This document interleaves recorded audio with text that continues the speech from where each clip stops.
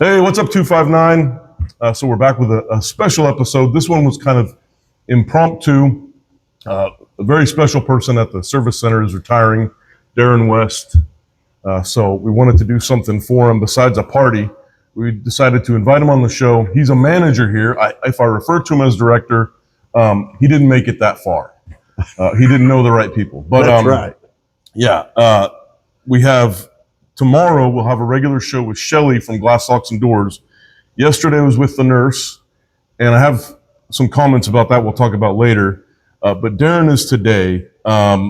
Very special guest. He's retiring after 30 years. 30 years. That's incredible. 30 years in the service center, or 259 total? 30 years in the service center. Service center. You've been in one place. How long have you been married? 39 years. Okay, so your wife wins. My wife awesome. wins. Good. She should. Always. Oh, she wins. always. Yeah. Okay. Just ask her. Is she coming? Tomorrow. Tomorrow. Okay. Well, before we get into that, we had an abundance of comments regarding last week's On Location show when I got a haircut with Rael. First off, no one complimented my haircut. Shame on you guys. Second of all, people loved when I got my nose hair waxed. And someone asked that I get my chest waxed. No, and you're sick, Jennifer. Who do you guys think I am? Am I just here for cheap entertainment? I am a person, and I have feelings. And plus, we have to keep it PG, by the way. Heather told me to tell you, keep it PG. So anyway, today, let's welcome our special guest, our very own Lame Duck manager. Lame Duck has 2 days left. Yep. Manager of BGMS, Building Ground maintenance and support. Darren West. So Darren, end of an era, 30 years. End of an era. How are you feeling? I don't know how I'm feeling. You don't? Honestly. Really? I tell everybody I don't really want to retire. Mm-hmm. I love working here. I love working with the people I work with. But it's time for me to turn over the reins. Okay. How are you doing with like retirement plans, things after that? What are you going to do? Whatever I want. I was going to say, probably ride around on your Harley. There is some riding, Okay. few trips, but Other than that, you're other kind of than that, I open. don't know. Okay. What did you get doing, or what did you start doing when you went to the service center? I started here as a journeyman electrician. Okay. And then I became a master electrician. I was supervisor of electrical department, and then became manager of BGMS. Okay. Did you have to like bribe someone to get that job? No, I applied, and somebody Had low standards. low standards. No. Great. That's a great answer. It's a great answer. This was from Heather. What's Okay. the craziest thing you've seen? And again, PG. So edit, but we'd love to hear something crazy. Wow. Now think about that a minute. Yeah. We'll come back to it. Okay, while you're thinking, big debate, and maybe you can help us out with this, is a taco a sandwich? No, Okay. a taco's a taco. But it's a form of a sandwich. Only in your opinion. Well, my opinion, it's my show. No, I'm kidding. That's true. Keep thinking about the craziest I moment. will. What do you feel about Jason Murdoch? Jason Murdoch is an awesome individual. And if you guys will give him a half a chance, Yeah. he will be a great director. What was your goal when you became manager? What did you want to do for the service center? The very first thing I wanted to do when I became in my position was to know everybody, even at the lowest levels that worked under me, Mm-hmm. know their names and know something about them personally. Like you wanted dirt on people. No. Even if it was something small, whether they were married, what their wife's name was, I wanted to know something about them. Do you feel like you were successful in that type of management? In the early days, I was very successful. What happened? Why the early days and not the later days? If you guys know anything about the school service center, we go through phases, and we go through this silly season where we have a large turnover, and I lost track of all of them. Yeah. I just did. Well, that's par for the course. I mean, that's bound to happen. How many employees do we have at the service center, not counting like janitorial? So we have roughly 150 just in building and grounds maintenance support. That's a lot of people to get to know on a personal level. Yep. So fun fact. Yeah. When I first started at the school service center 30 years ago, we had 400 people in facilities alone. Why did you lose so many people? Through budget cuts, attrition, and then budget cuts, we didn't fill them. RIF, lots of different reasons. Now, when you became supervisor, you were in electrical. Yes. What did you do for that department to grow it or make it special, or, you know, when I first started in as supervisor of electrical, we were just starting the 2000 bond. Oh. And all the contractors were going out and cutting all the phone lines and data lines and security lines, and we couldn't keep up. So I petitioned the director all the way up to, I think it actually got to the superintendent, and we were actually able to grow the electrical department by 8 people. Man. Just to start doing the low voltage stuff. And another fun fact is that those 8 people are now our SSO department, Security Systems and Operations. Wow. And if I want to tell on people. Yeah, we want that. You got 2 days, who cares? Seth Rowell is our supervisor of Security Systems and Operations. I hired him, I don't remember how long ago, as a vacuum repairman. And now look at him. Man, that's incredible. So the service center, we encourage that type of environment to start small and grow. Yes. You've seen a lot of people who come here with no skills. None. And they learn and become pretty important to keeping USD 259 going. Yeah, and we've had several that way. Yeah. One that came to mind that isn't with this anymore. They physically, died. Yeah, they died. Oh man. But a kid named Ben Gray. Okay. And I had watched Ben Gray grow up through baseball since he was 8 years old. He came to the district, didn't know anything. I put him through electrical school. He became an electrician. He became the supervisor of electrical. Wow. Not long after I left that position. But unfortunately, we lost him a few years back. Yeah. So, that's probably pretty hard on but you. yeah, I have always encouraged young kids straight out of high school. I really wanted them kids right out of high school that we could train and teach them a trade and watch them grow into something. And that's still in practice today. Like for the electrical department, I think they do it for others. They will pay for a person to come and get their license, or what's the process? So I have 3 apprentice electricians that came to work here, didn't know anything about electrical. They are in the apprenticeship program at the Independent Electrical Contractors Association here in town. And it's a school. So they work for us 8 hours a day, 40 hours a week. We pay for them to go to school. We pay for their books. And then they go to class 1 night a week. Wow. For 4 years. And at the end of 2 years, they're eligible to become a journeyman electrician. We just had one pass his test this last week. Should have another one by the end of summer, pass his journeyman. But we encourage them to stay in the school because at the end of 4 years, they can get their master's certificates. I think that is so fantastic that whether it's service center or USD 259, those types of things, instead of like pushing traditional 4-year college, become among the ranks of like Elon Musk. Not everyone is built for that. And I feel trades are for the majority of the people. You're absolutely right, because I asked the superintendent one time, how many kids actually graduate high school and move on to college? And the number was like less than 30%. Yeah.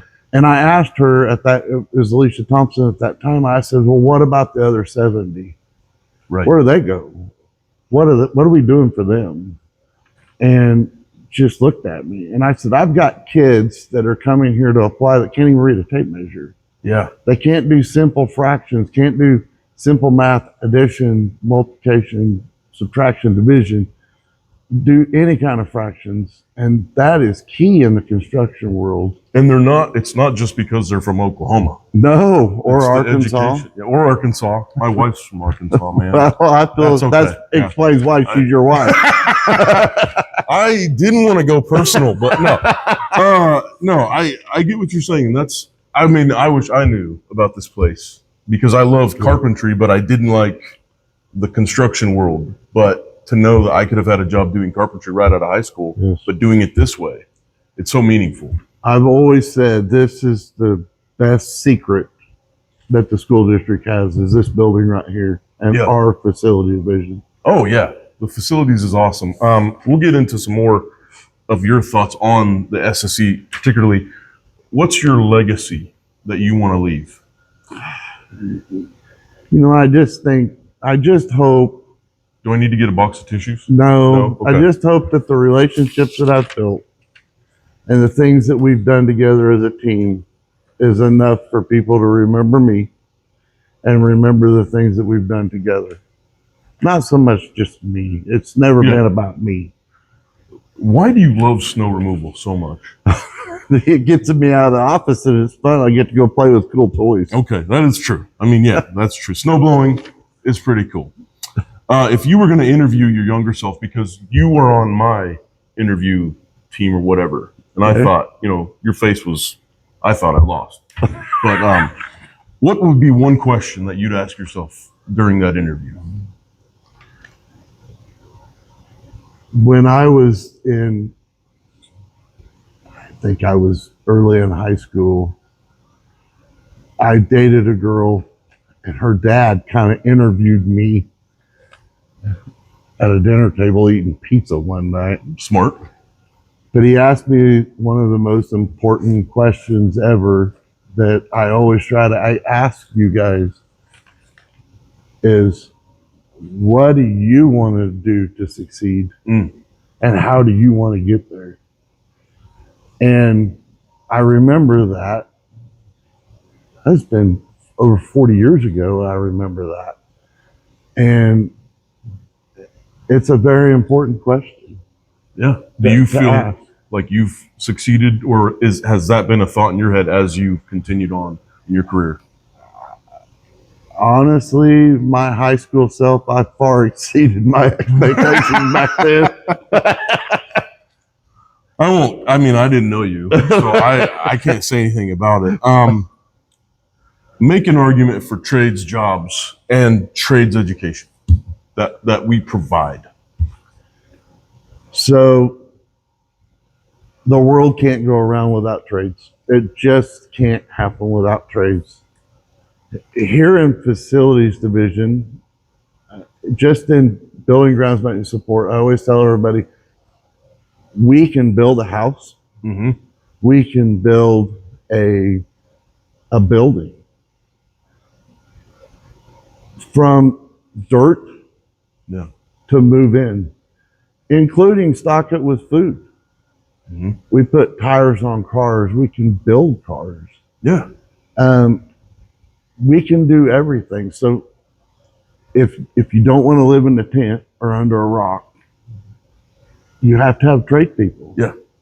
And we will always have to have tradespeople. Tradespeople will never go away. Right. Ever. AI, robots, they can't take away from what we do. You're always going to eat.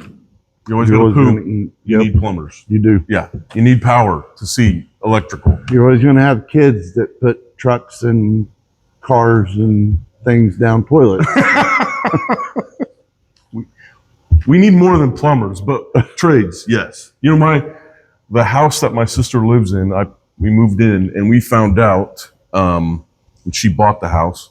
that it was built by Mulvane High School construction class back in the 70s. Yeah.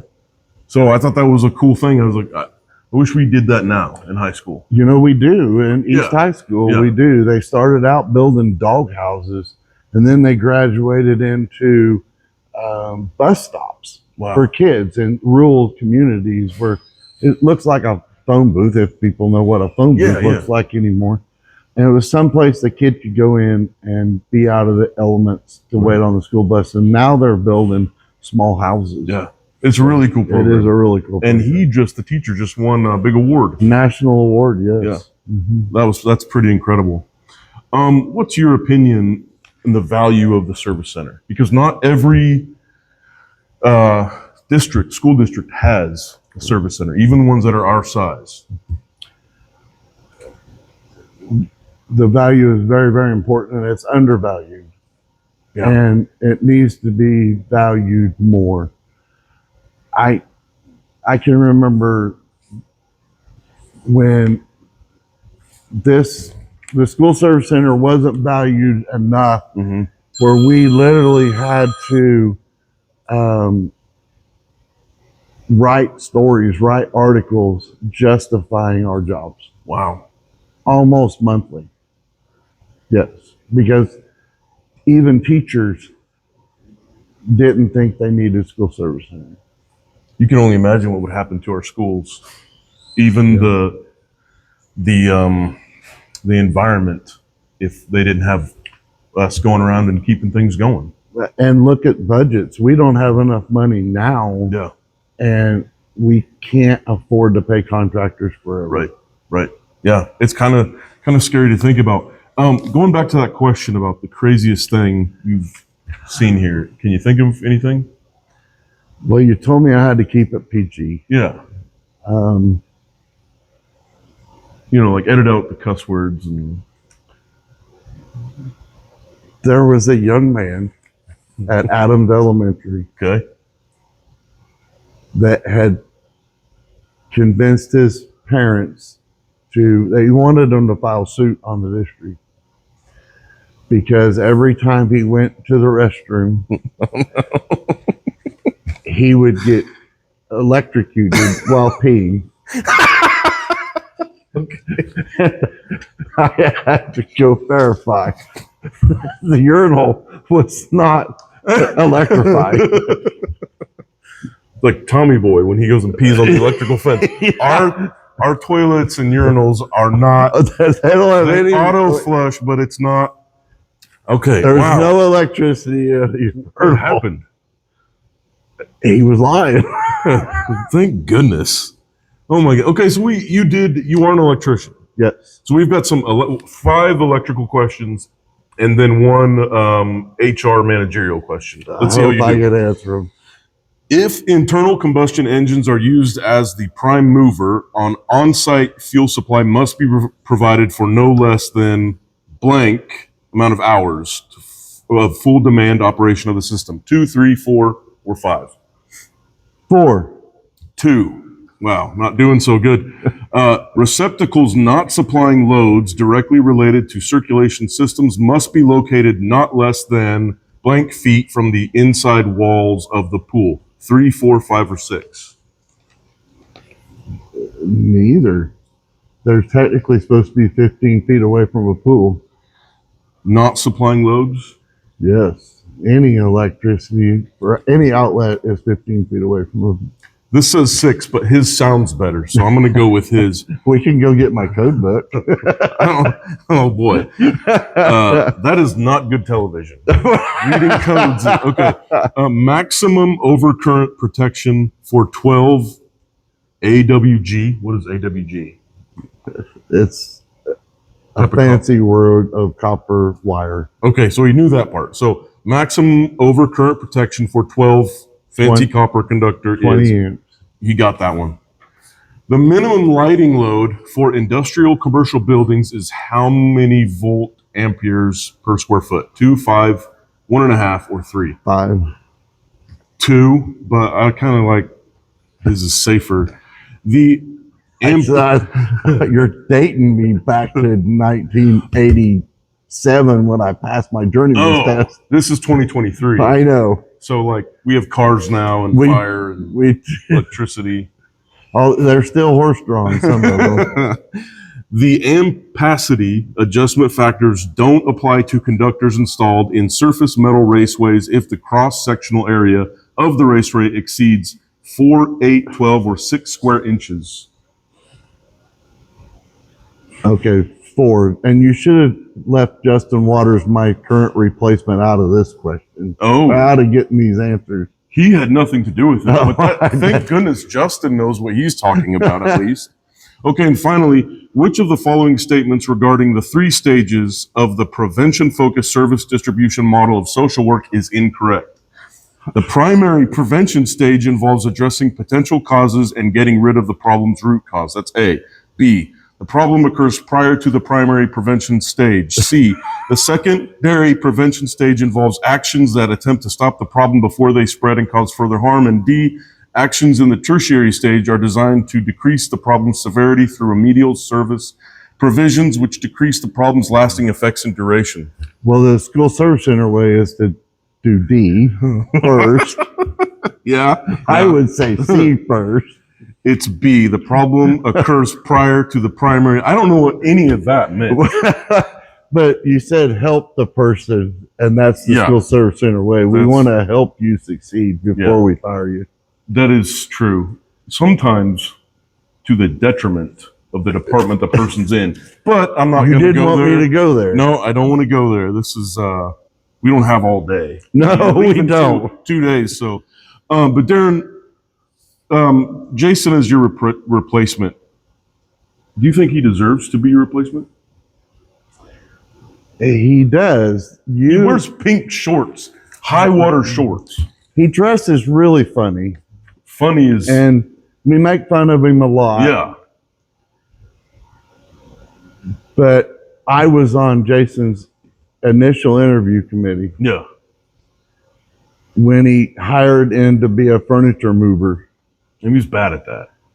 And we told him, what are you thinking? You're overqualified to be a furniture mover. Well, you guys were wrong about that. Well, then we got tired of him over there, so we shipped him to you to supervise you. Thanks a bunch. And you guys threw him out. Yeah, we couldn't stand it. I know, that's what I hear. The guys in interior finishes, furniture fixtures couldn't stand him either. So we shipped him to design and construction. They couldn't stand him. So now he's down there doing what he should have been doing to begin with. Now he runs everything. And Justin, no problems with. I like Justin. Oh, I don't. You don't? Oh. No. Spill this tea. So in this department, yeah, I hired Justin 19 years ago. We just talked about this morning. And 18 and a half years ago, he was in here and blew up a $30,000 sander. Blew it up. Wow. Yeah, and I didn't fire him. Well, I gave him a second chance and taught him to do better, and now he's replacing me. Remember, good luck to you. You're dropping this hot turd, aren't you? Remember the supervisor when I first started here burnt down not a stadium, but yeah, he burnt the press box. Yeah, the press box at Heights High School. Burned it down when he started in building repairs.